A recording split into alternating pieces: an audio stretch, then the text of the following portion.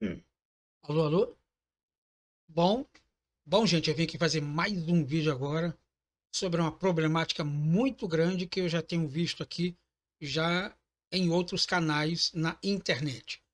A problemática do livro do Evangelho de São Marcos. O final longo ou o final curto? Qual é o verdadeiro? O que consta no original mais antigo ou o que consta no original mais novo?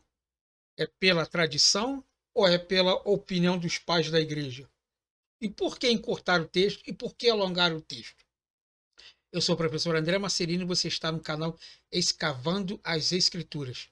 Fique comigo que você vai entender de uma vez por toda essa problemática no final longo ou curto do Evangelho de São Marcos.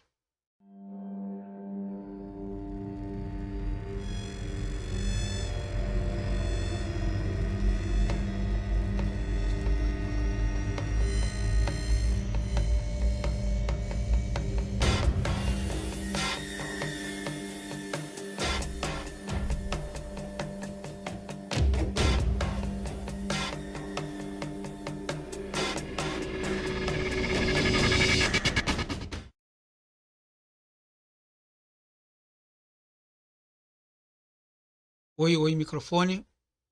Bom, estava mudo aqui, agora pegou. Bom, agora estamos aqui de volta então para olhar esse conteúdo exatamente da descrição que nós falamos na aula anterior. O final longo de Marcos ou o final breve de Marcos. Nós temos aqui a conclusão breve, ok? Nós temos aqui um K, que ele representa então aqui um manuscrito K, o siríaco, tá bom? E nós temos aqui uma outra conclusão breve. Etimologicamente, nós temos aqui os iniciais 16, do 9 ao 20, tá bom? Que eles aceitam essa parte aqui. Mas entre essas chavinhas, o que são essas chavinhas? Bom, nós vamos aqui no manual da crítica textual. Essas chavinhas aqui são os colchetes duplos, indicam que as palavras contidas neles não fizeram parte do texto original. Mas eu digo para você, que texto original? Não são os autógrafos, porque os autógrafos não existem mais. Como falamos no vídeo anterior, todos os textos, devido a esse tipo de desvalorização do papel, que eles ficaram fragmentados, então eles não puderam ser recuperados. Quando foram recuperados, já foram tarde demais. Então, como diz aqui, ó, os colchetes duplos, que é exatamente o que você vai ver aqui nesse texto aqui, ó, colchetes duplos aqui, tá bom? Ele está dizendo o quê? Aqui, ó, Marcos 16, tá bom? Ele está dizendo aqui o seguinte, que, olha ele aqui, ó, os colchetes duplos aqui, ó. Ele está dizendo que eles não fazem parte do texto original. Aqui uma segunda parte também, ó. Ele vai até aqui, ó. Olha quanta coisa foi jogada ali. Então, o que que o texto está querendo dizer aqui? O que que a nota está querendo dizer? Existe uma conclusão breve, tá? Que é essa parte aqui, que vai desse texto aqui, ó. Quer ver? Que vai essa parte só aqui, ó. Bom, por isso que tem um número 1 aqui. Depois você tem aqui essa outra parte que é o número, a conclusão breve também aqui, ó. Etimologicamente, esses textos aqui, que é o texto K, pertence a esse, e o siríaco também concorda com a parte breve. E nós temos aqui o número 2. O número 2 se refere a esse texto aqui todinho, ó. Vai do 2 até chegar aonde? Até ele chegar aqui embaixo, até o 19. Então ele está dizendo que esse manuscrito aqui, etimologicamente, vai até do verso 9 até o verso 20, que são esses unciais aqui, todos datando do quarto século, quarto e quinto século aí, tá bom? Existe o 579 também aqui, que tem um lecionário aqui também, saídica, os manuscritos boaírica e por aí vai.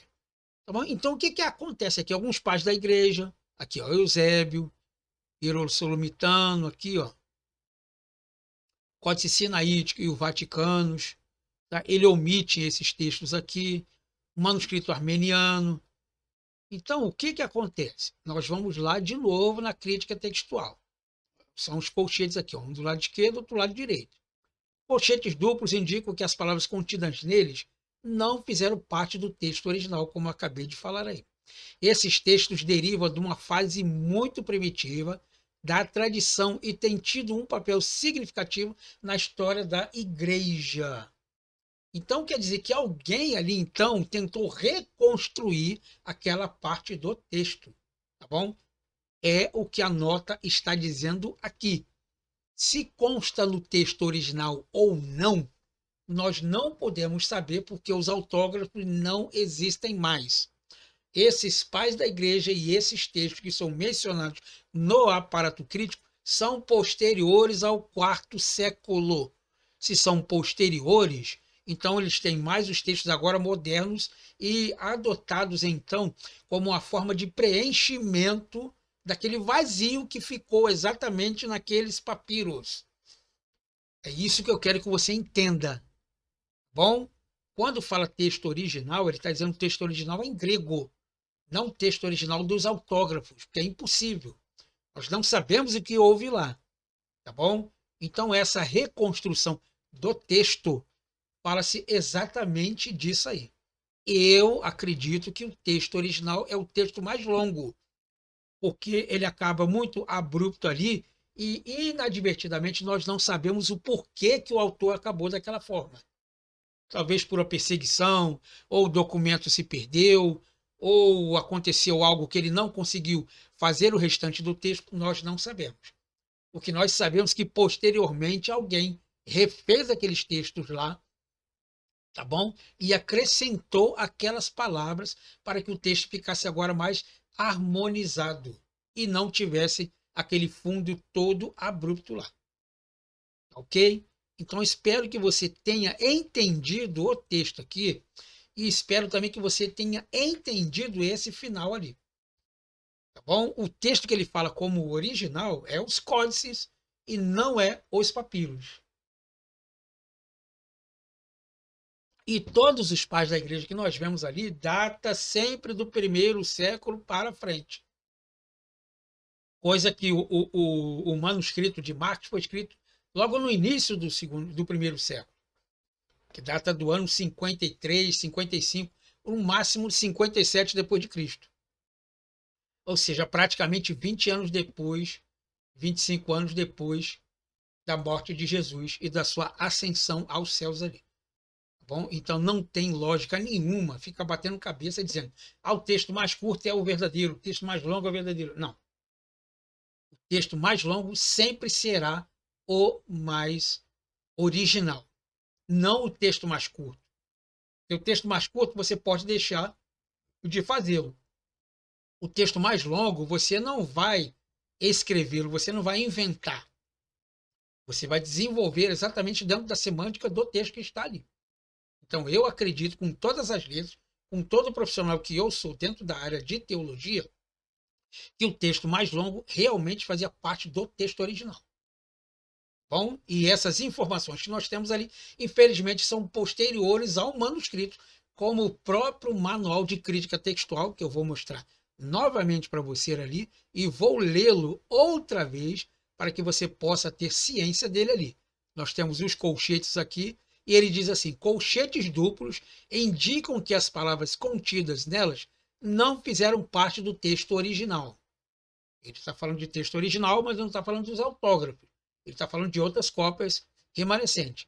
Esses textos derivem de uma fase muito primitiva da tradição. Que textos? Que é o aumento do texto. Ele está dizendo que ele está se derivando de uma tradição antiga e tem tido um papel significativo, não negativo, significativo na história da igreja.